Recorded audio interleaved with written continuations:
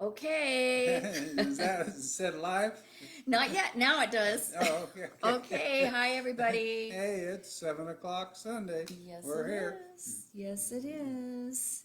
So, tonight, it's the same as usual. We're each reading a chapter, and I thought it was kind of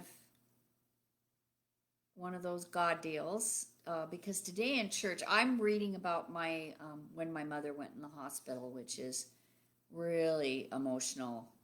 And so today at church, our pastor Dusty was talking about grieving his grandmother, who he was really close to, and it just, I don't know, I just felt like it kind of helped me a little bit because I really wasn't looking forward to this.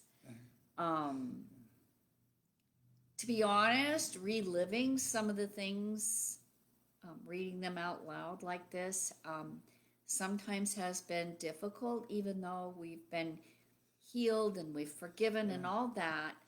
It just really, especially when we still have to pretend like we're back who we used to be. Yes, reading through it, it brings it right up to the surface Yeah. and kind of stabs you in the heart again. And Mm-hmm. Mm-hmm. even though it's a long time ago and Yeah. God's done so much healing Right. yeah, Right. and we know He was there each time, each awful event, each good event. He was there, get Right. us through it.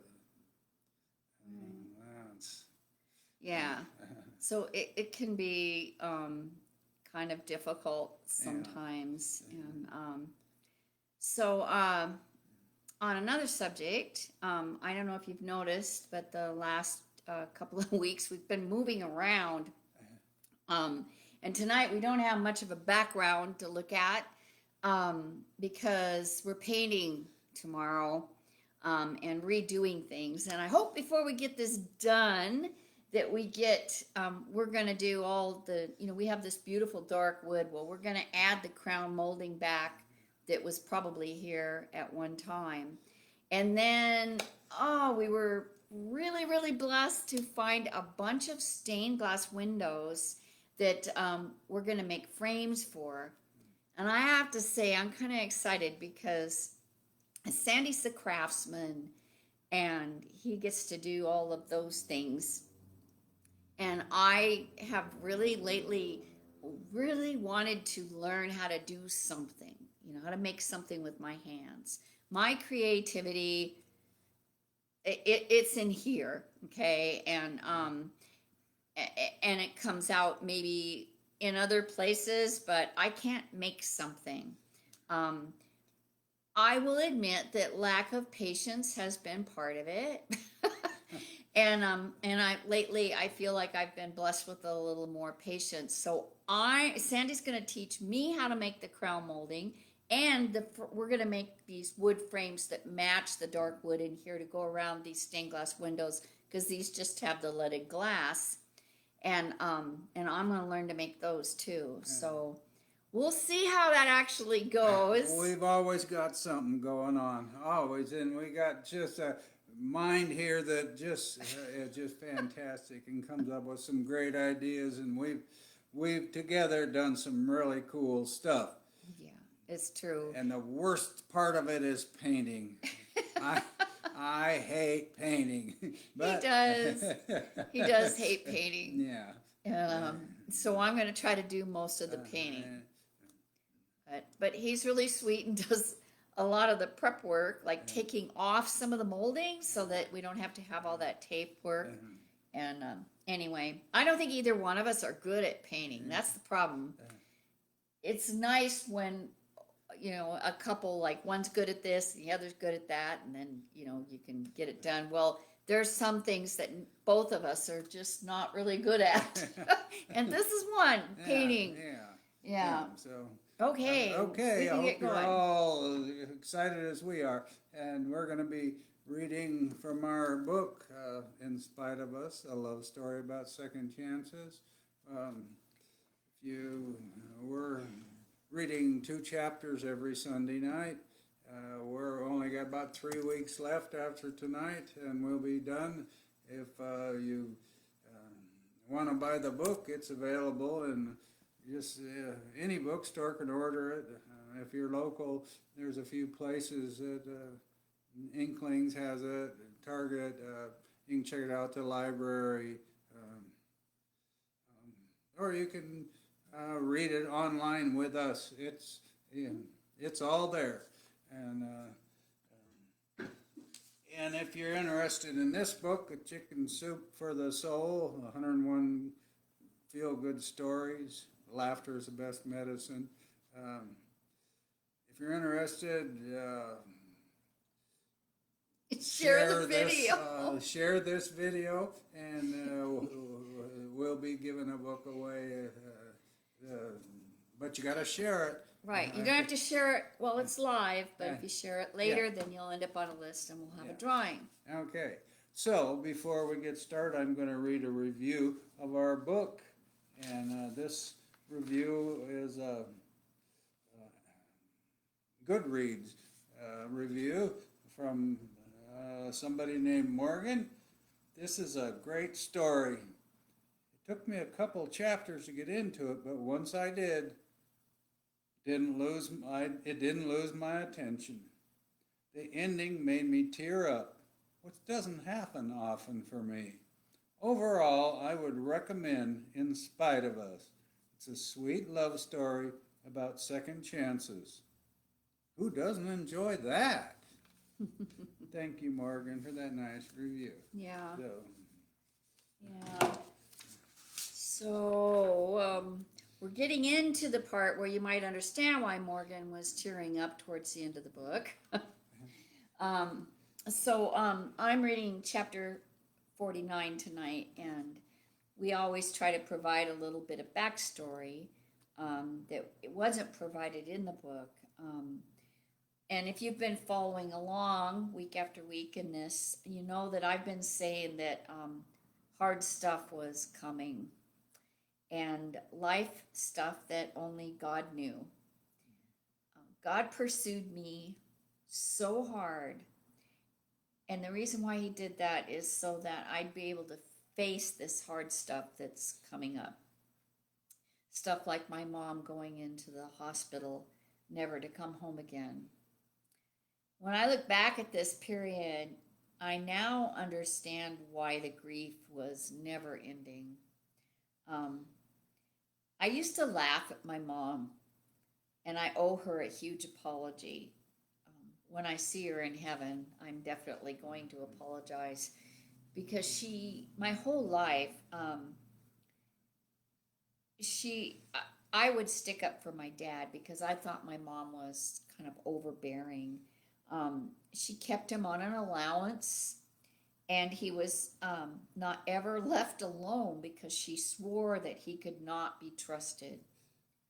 Well, when Mom went into the hospital, he proved her right. In fact, he went way beyond even her worst expectations of him. When Mom passed, the grief never ended because a really dark journey with my dad began. And, I've thought about that so much since my mother's death, that the grief was so hard. But looking back, I can see my dad my mom died in 2002, and Dad died in 2010. And for that 8 years, there was 8 years of grief, and then more grief because of my dad and my brother and some other things that happened in that same time period. But Dad just kind of kept us, the whole family, going, and not in a good way. He kept us very busy, and again, it's really important for me to make sure that that I have forgiven him completely, and and how great that feels. And all I have is just love in my heart for him and no resentment or anything for anything that he did. But remember, the book is back.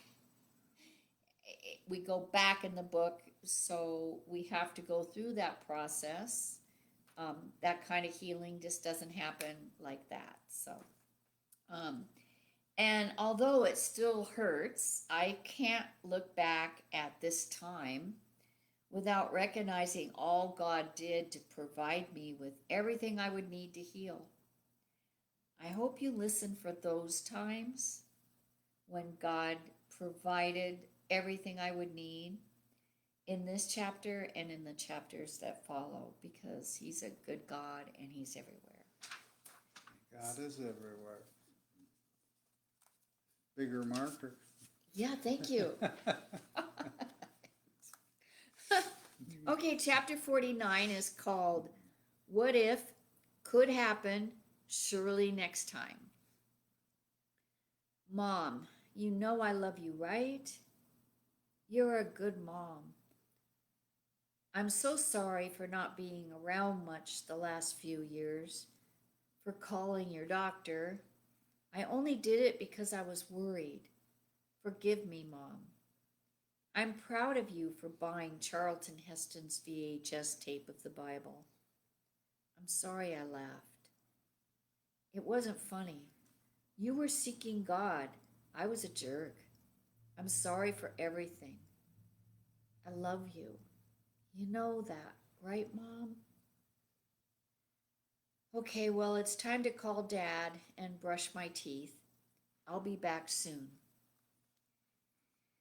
How did the pile of unsaid words grow so tall? Since learning my first word, syllables fly out of my mouth with no thought, a steady stream of jabber. Yet now I sit atop a mountain of the unsaid, hoping their belated arrival will penetrate my mother's heart. I have no way of knowing. She cannot respond because she's zoned out on pain medication. It feels like she's purposely checked out, shut down, given up. When I arrived at the hospital, she was in extreme pain but coherent enough to say, "Don't let your dad come in here." I thought it was because she didn't have her lipstick on. She's like that. Later, Dad spun justifications for not going in her room. When he asked if she'd said anything about him, suspicions arose. Over the years, I've watched her forgive Dad for every variety of unforgivable acts. Lies, infidelity, black eyes, bruises, and fat lips. Through it all, she never gave up on him, keeping guard so he would not misbehave. What could he have possibly done that freed Mom from charge over his behavior, causing this mental checkout before her body's reservation time? She has a team of doctors, one for each organ, it seems. They come in and out of her room, singing their line in the skeleton song, the neck bone connected to the head bone, and so on. Dr. Fu, the leading singer of the routine, shakes his head, saying, "I put one fire out and another one starts."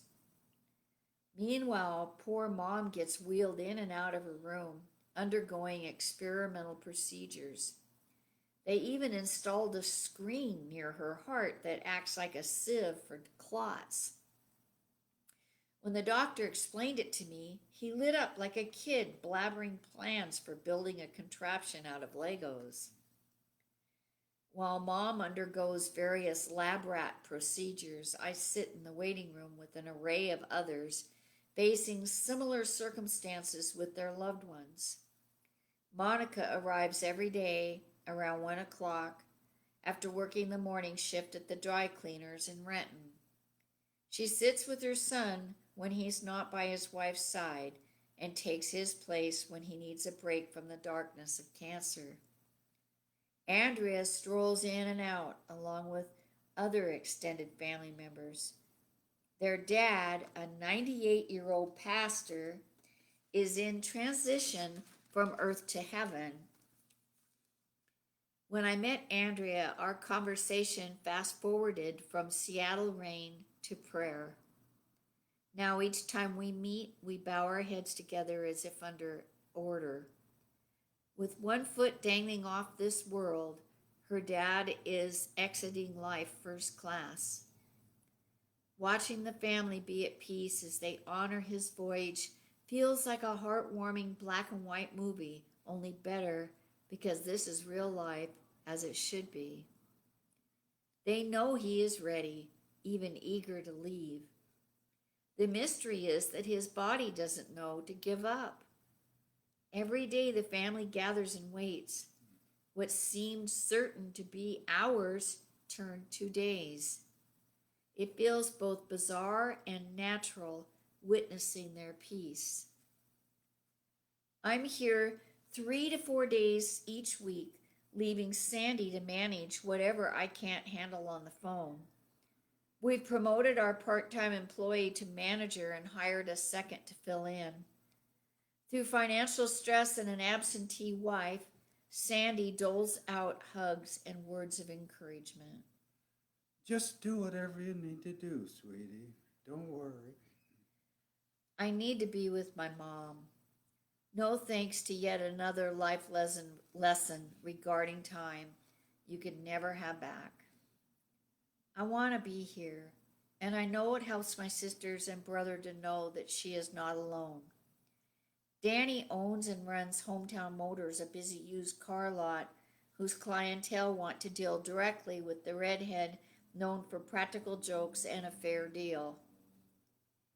Candy, the eldest sister, travels all over the world with her job and is here at the hospital as much as possible. And Nancy is in California with zero resources to travel. I'm not here for them or Mom, who hasn't opened her eyes or spoken a word in weeks. I'm here for me. I sit by her bed, legs to the side, because the room is cramped with hissing machines, dangling tubes and wires. I read the Bible aloud, pray and whisper sorries and love yous in Mom's ear. The doctors stumble in, scratch their heads, and say things like, let's try this or that procedure. When I ask why this or that is happening, they name one of the dozens of medications she's been taking for years, explaining it has, over time, caused this or that organ to shut down.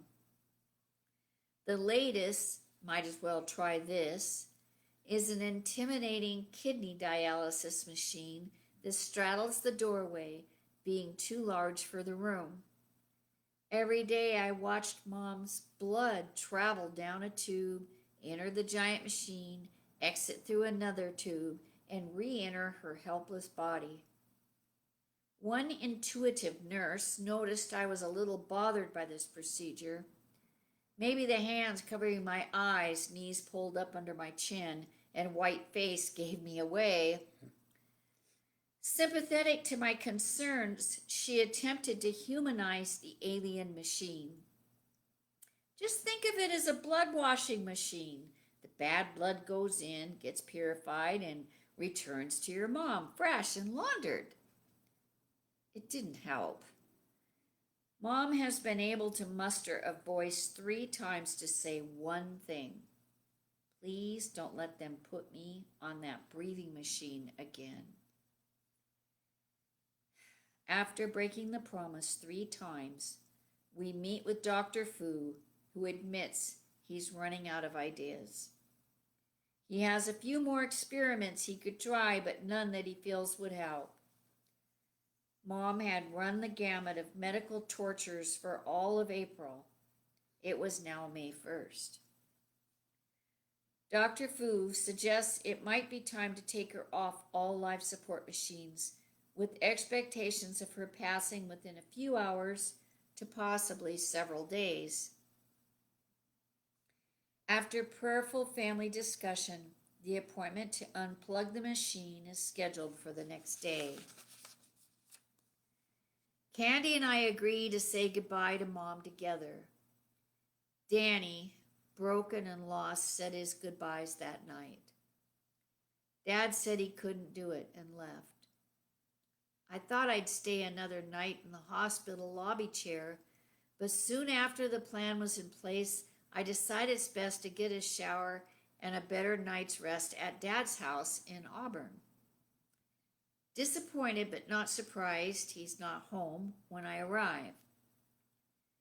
Grateful for the key he gave me back when this began, I let myself in. Cody, their much adored standard poodle, greets me at the door, nearly knocking me over with a push to my chest. Cody, where's Dad? I don't need the tattletale look of judgment to know. Anyone knowing Dad, even casually, could blast out the answer to that question. He's at the casino. The Muckleshoot Casino opened its doors in April 1995, a 100-yard walk from Dad's front yard.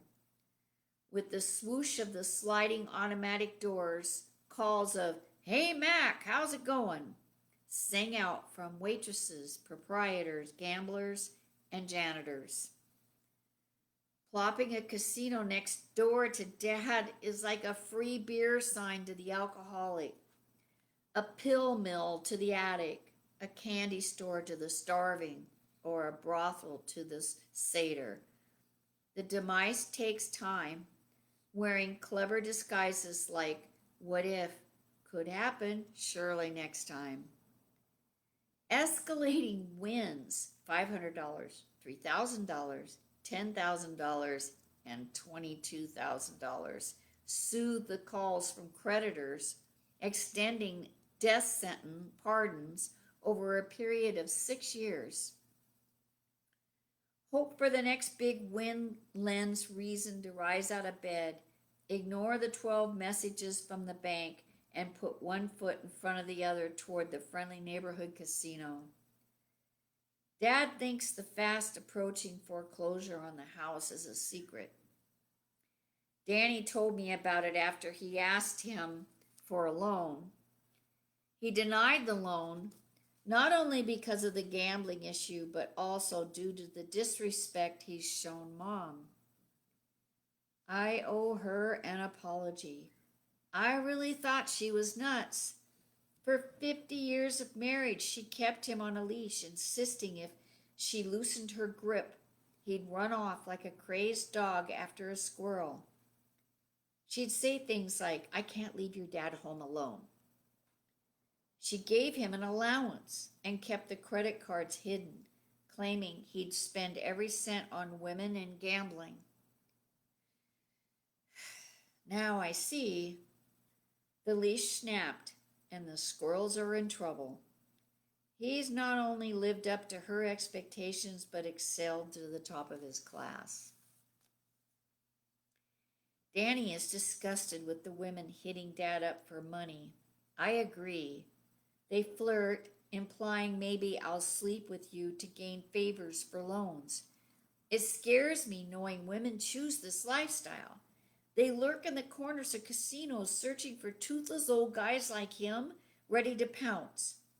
One gal lured him away from his bingo machine just long enough for her boyfriend to empty out the remaining credit.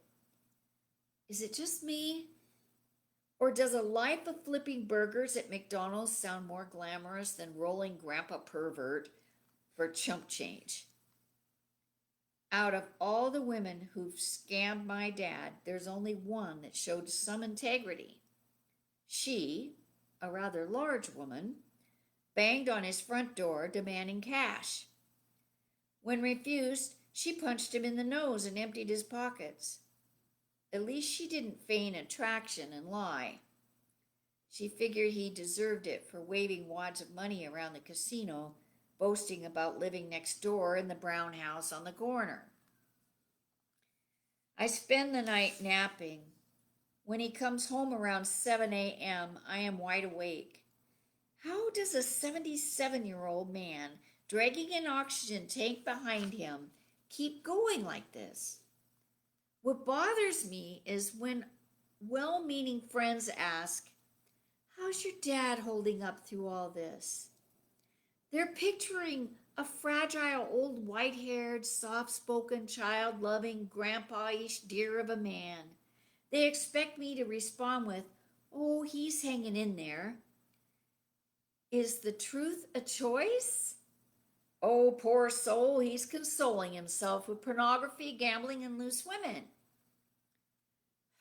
I stay in bed another 20 minutes until I hear Dad snoring from his recliner. I'm not meeting with Candy until 9 a.m., but I shower quickly and leave, not wanting to linger in the house, now vacant of what made it a home. I don't know how to partake in a day that will most likely end with my mother's death. Feeling numb and incapable of focus, I pray with all I have left in my gut. Lord, I beg you, please let us know Mom is going to be okay, that she will be at peace. Sneaking by Dad, I grab my keys off the end table and leave. At the convenience store on the corner by the casino, I grab a coffee, sit on the curb, and call Sandy. He's my person, the one who hears all. Sometimes I wonder if it's harder for him living the regurgitated version of this mess. At the hospital, I check in with my waiting room friends, giving an update on Mom. I learned that the old pastor is rejoicing in heaven, and we say our goodbyes with a last prayer. I'm grateful for the time and hope we shared. Just as we finish praying, I see Candy walk through the doors. She carries the same kind of beauty as Mom. Today, I worked on my appearance, a little makeup, pressed clothing, real shoes. Candy has that effect on me. So does Mom. I see the pain in her face, but no one else would. We gravitate to the comfort machine, selecting a chocolate bar and a cup of make-believe cocoa. Sitting together quietly nibbling at our chocolate, we wait for the occupational therapist to finish working with Mom. She knows we know it's ludicrous working on her muscles today. She won't need them. If she wants to put a check mark next to Dima McFarland so she can get paid, okay. The irony is not unseen, but rather unworthy of valuable energy. God gets full credit for my relationship with Candy. Before Mom's illness, we were estranged and distant by choice. We were always cordial in public, polite, and forever avoiding a private meeting. After letting God into my life, I felt different around her and her family, whereas before I felt less than, judged, looked down upon. With Mom's illness, the pettiness fell away. I was able to tell her I was sorry for how I'd treated her. She forgave me. Today we sit knitted together by our faith in God. We hang out with Mom, telling stories, laughing, holding her hand. When the 2 p.m. deadline nears, we're asked to leave the room until all life support apparatus has been unplugged and removed. Dr. Fu meets with us, reiterating what we'd been told. It could take hours or days. Once back in the room with Mom, we pray. I don't know how long we stood there, awkwardly watching her like a pot of water, soon to bubble into a boil before deciding to gather more comfort food. At the cafeteria entrance, we realize our purses are back in Mom's room. We open the door without a glance her way. I grab my bag, toss it over my shoulder, and while reaching for Candy's bag, we both stop as if tapped on the shoulder, turning toward the bed. We share a quick look of confirmation, stunned by the unbelievable, undeniable scene before us. Mom's brown eyes that have not been open for weeks are fixated behind us. We turn, searching for what she sees and delights in with amazing anticipation, empowering her to lift her head off the pillow. Again, we share a look, confirming this time that we see nothing. Entranced by the possibilities mirrored in her eyes, we corral the bed, daughters, one on each side, mesmerized. We try to enter the moment by calling to her, quickly aware she's not where we are, and vice versa. Her eyes and smile proclaim she is experiencing something beyond our understanding. Time has no measure as we watch Mom embrace what she could see and we could not. At last, we take a final look, straining to see the invisible, life-giving form, seeing only a blank hospital wall. When we look back, her eyes are closed, and we know without question she is no longer in the room. Her body left behind like a still life painting. We call for a nurse who checks her vitals, announcing the time of death. The nurse encourages us to stay as long as we like. I've never been any place more empty than that moment in that room. Candy and I agree there's no reason to stay.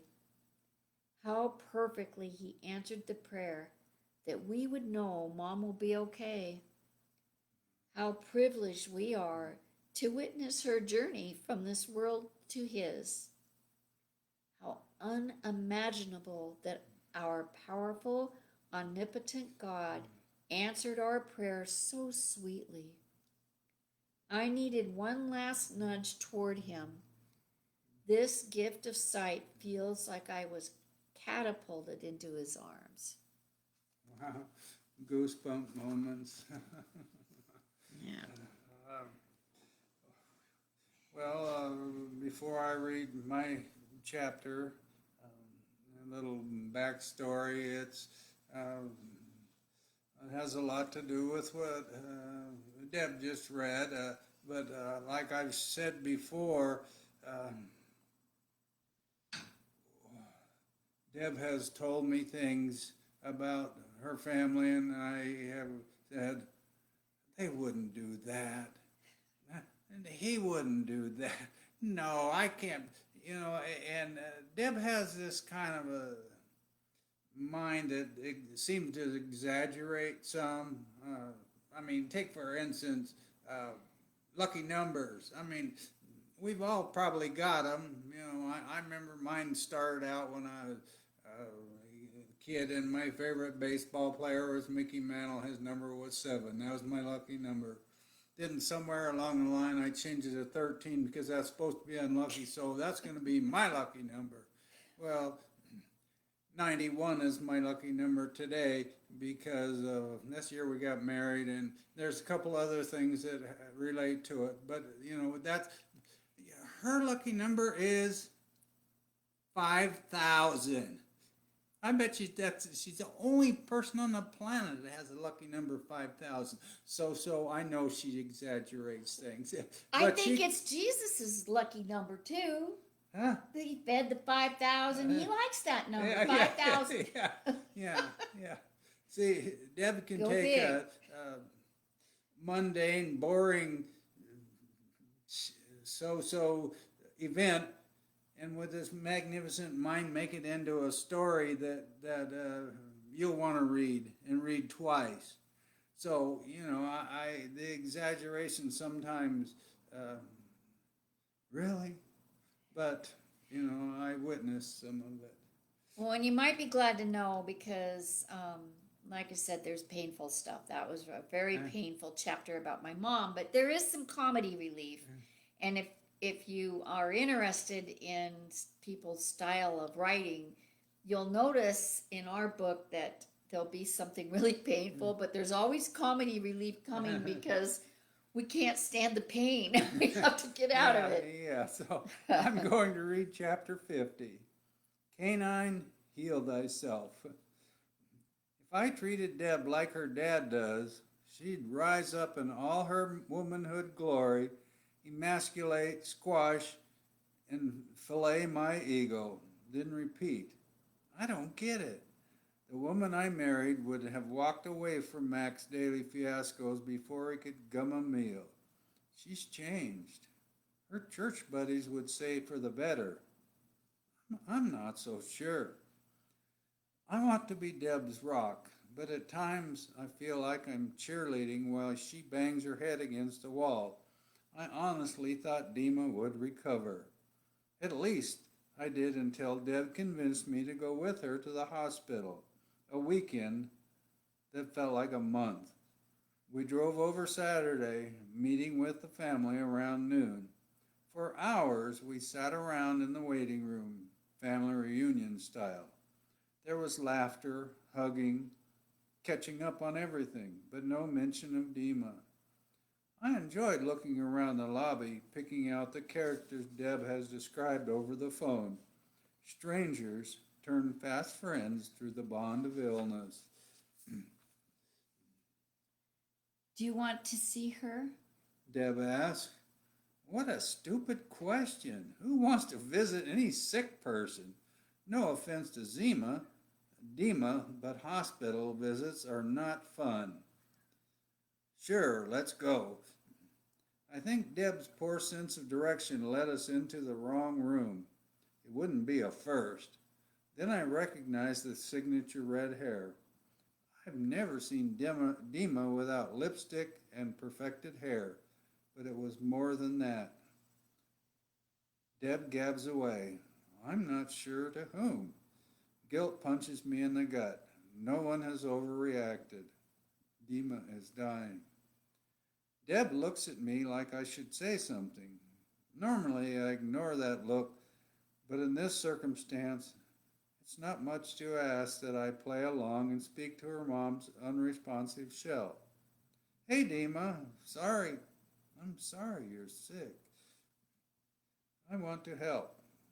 Sharing tears is all I have to offer, and those are not voluntary. Deb sits on the edge of the bed, pointing for me to take the chair. She places her hands on Dima's legs, closing her eyes. I get it now. This is what she's been doing for nearly a month, sitting, watching, waiting for death. Soon, Candy joins us, and I slip out with the excuse that there's not room for all of us. It was true. With all the machinery, the tiny room is cramped. We spend the day playing the hospital room version of musical chairs with Danny, Candy, and Dennis, Deb's niece and nephew, and even the great-niece and nephew. I skip my turn, choosing instead to hang with the little guys, making myself useful. As soon as I suggest Barbie take a swim in the lobby fountain, they like me. Their mom, not so much. By the end of the day, Barbie had drowned, barely surviving the makeshift CPR with a stick and a straw. It's the highlight of my day.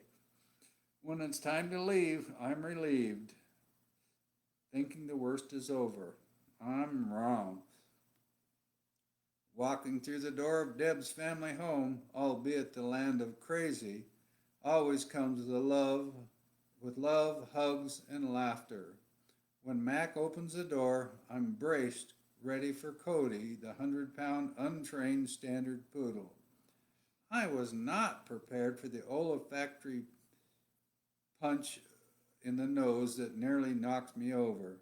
Normally, Dima has Cody decked out in a satin ribbon, puffy hairdo, and painted toenails.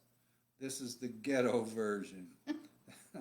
Like the before and after photos of meth heads. Instead of missing teeth and acne, Cody has poop caked on his butt and fur matted with slobber. Like everything else in the land of McFarland's, Cody comes with rules. I admit, he's been my most challenging McFarland subject and the source of many squabbles.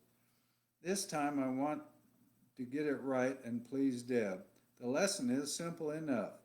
No matter what the dog does, I must smile and pretend like I like him. I've been warned. Not liking the dog is worse than my unforgivable sin of sobriety. It's not the dog's fault. He has no rules. How bizarre is that? The dog is the only life form free from the exorbitant list of rules. Max stays at the casino all night, then sleeps all day, often through Cody's whines to be let outside. It's hard on Deb seeing her family home like this. Dima may have packed it with stuff like towels, but it was always clean. Now, whenever something needs to be done, Mac plays the old man card. He seems he only has the strength to gamble and carouse with sleazeball women. Now I don't get it. What I don't get is why Deb falls for it. Seated on the love seat, we take turns gently pushing the dog off our laps and out of our faces. His breath rivals the problem under his tail. Hey, Cody, you're such a sweet dog. Deb says, pushing him away from her face. Rejected, Cody lunges at me, paws pushing onto my groin, panting toxic fumes straight up my nostrils. I do my best to follow Deb's lead. Hey, ouch! Oh, God! Hey, what have you been eating? Get down! Ouch! Now! Ugh! You're a good dog. Saving Deb from her turn, I whisper sweet lies in Cody's ear. One hand over my nose, the other clamped around the dog's front legs. Dad, is Cody still having dysentery? Deb asked. Are you still feeding him ice cream? Cody won't eat ice cream. The rocky road I put in his bowl 2 days ago is still there. For the first time, I'm impressed with the dog. Canine heal thyself. Good job, Cody. Now if you can learn to bathe and groom yourself, there's hope. Mac falls asleep to the tune of his daughter's suggestions for calling the vet, getting more sleep, and the scariest words ever. Move to Yakima and live with us. Max snores. Deb scrapes crusted poop piles off the floor, washes food cake dishes, prepares a roast for dinner. I sit, waiting for this all to be over, pushing the dog away like a giant hairy yo-yo rolled in dung. Mac's cheeks fill with air, making him look like a puffer fish as he snores, as the snores blow out the toothless cave and repeat. In the moment, I don't know who I resent most, Mac, the dog, or Deb for putting up with it. In the morning, I wake at my normal 5 a.m. time. Mac is not in his recliner, so he must be serving time at the casino. I'm relieved. Last night he threatened to make me his favorite breakfast, oyster stew. I asked Deb, what's in it? Dad's version is simply oysters floating in a bowl of hot milk and lots of pepper. Gags. Ugh. Cody jumps me on the way down the hall, placing a paw on either side of my shoulders, eager to share his gnarly morning breath. With no witnesses, I skip the positive affirmations and let him outside. Instead of running off to take care of business, he stands there staring at me. I hear Deb stirring. I doubt she slept much. I savor my shower, seizing the only probable time of peace this day will bring. Later, we're meeting Deb's sister and brother-in-law for church. Thanks a lot, Deb says, sticking her head in the bathroom door. For what? I ask, thinking it's for sacrificing my time to be by her side. You left Cody outside to howl and bark. I hate that dog. He stinks and he's spoiled. Shh. There's no one here. After a lengthy fight about whether or not being there for Deb includes liking the dog, We drive to the tiny church in Ording. Of course, we arrive before Deb's sister. Candy is always late, but it's never her fault. She showed up for our wedding 30 minutes after the I do's, claiming it was my directions. Their church holds no more than 50 in its rustic steepled structure. The problem is, how do you remain unnoticed when you're sitting in a congregation of 20, including pastors, wives, and cousins? All heads turn as we walk through the door, like new vegetarians starving for fresh meat. Candy and Dennis arrive just as the service begins. Worship is emotional for me as well as Deb. I lose the spiritual feelings when a woman walks to the front saying she has a prophetic word. I try to clear my head, worried she'll find something in there inappropriate for church. Thank God she doesn't call me out about how much I hate the dog and just want to go home. I haven't been much support for Deb through this. In my defense, the McFarlands have a flair for exaggeration. Until I saw Dima myself, I thought they might be cranking up the drama a bit. Even the tales of Mac's escapades seemed out of proportion. Never again will I doubt the miracle of crazy abounding in this family. For me, the hardest part is listening to Mac's constant attempts to justify slapstick antics as sound and logical. Yesterday in the hospital lobby, he held me hostage, hoping I would cave, becoming the one person to agree with him about some gal he's been seeing. Danny, Deb, and Candy think she's after my money, but she is a sweet girl who needs support for her son, a single mom. This is the man who treated his children like monotonous burdens, personal debts he must pay because he married a breeder. Now he's a shining candidate for giving advice to single moms. While he's telling me all this, Deb walks up and remains quiet. How scary is that? I duck every time Mac blurts stupidity. Certain Deb will toss something at him and miss. Instead, she gives him a hug. The weekend did finally end. I had my doubts. Deb stayed home 2 days and then returned to be by her mother's side. 1 week later, I received 2 hysterical calls from Deb. One, I had to strain to understand the words through her sobs. Call 1. They're taking Mom off life support tomorrow morning. The next day, call 2. I watched Mom leave with Jesus. You should have seen her face. She was so happy. God did that for me and Candy. He answered our prayer. Can you believe it? Oh, I wish you could have been there. It's the most amazing gift. It's a privilege to have witnessed this. I know she's okay. Better than okay. Happy. You know how scared I was for her. Well, not anymore. I can't deny God gave Deb proof that her mom is in heaven. Letting Deb and her sister peek into heaven momentarily is the only way they could heal the deep hurts leading up to their mom's death. What I didn't know then is how much this memory would be needed in the days ahead. Uh-huh. Wow. Getting into Yeah. Well, that's our 2 chapters for this evening. Remember, our book's available on Amazon. What's that other one I'm supposed to mention? You're not. You're just supposed to. Never mind. Oh, Barnes and Noble. Okay, yeah. So, we're done for this evening. And Okay. remember, share us on Facebook.